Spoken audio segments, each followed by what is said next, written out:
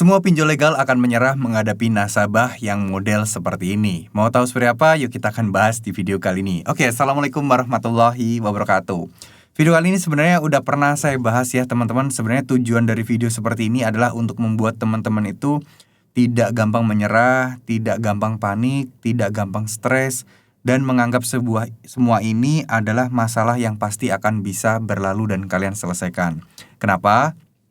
Karena sebagian di antara kalian terlalu takut, terlalu stres, terlalu banyak memikirkan hal-hal yang belum tentu benar kejadian dan membuat teman-teman itu justru malah tidak produktif. Nah, tujuan saya adalah saya pengen share ke kalian bahwa ada loh orang-orang itu yang benar-benar membuat pinjol itu males gitu ya untuk melakukan terus-menerus menagih dan menerornya ya. Sebenarnya bukan teror lah ya, bahasa kita aja bagi mereka itu adalah ya penagihan dan hak mereka untuk menagih. Karena kan kita yang berutang ke mereka gitu ya teman-teman ya. Jenis nasabah apa sih? Bukan jenis nasabah yang pemberani, bukan jenis nasabah yang pintar, enggak. Tapi justru jenis nasabah yang pasrah ya. Jenis nasabah yang pasrah ini yang seperti apa? Ya ditakut-takutin seperti apa, diancam seperti ini, seperti itu, akan kena sanksi gini kayak gitu, nerima, pasrah, dan bener-bener ya udahlah, nggak apa-apa, saya terima, emang resiko saya.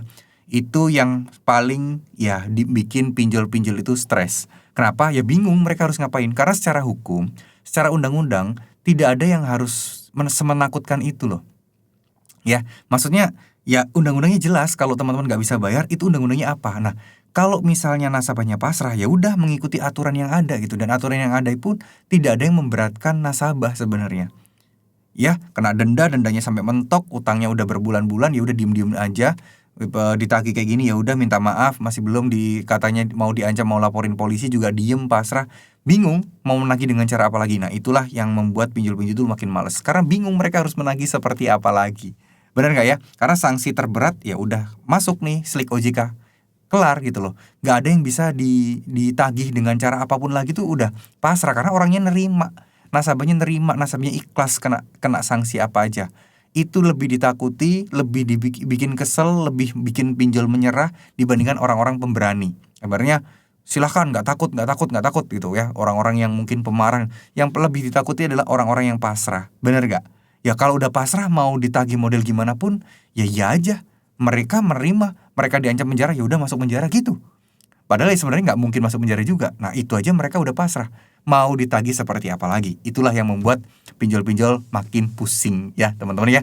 Jadi teman-teman serahkan semuanya sama Allah, pasrahkan, ikhlaskan. Jadilah nasabah yang pasrah tapi tetap berusaha untuk memperbaiki finansial dan perekonomian teman-teman. Sehingga masalah seperti ini pelan-pelan akan teman-teman bisa selesaikan. Gitu ya.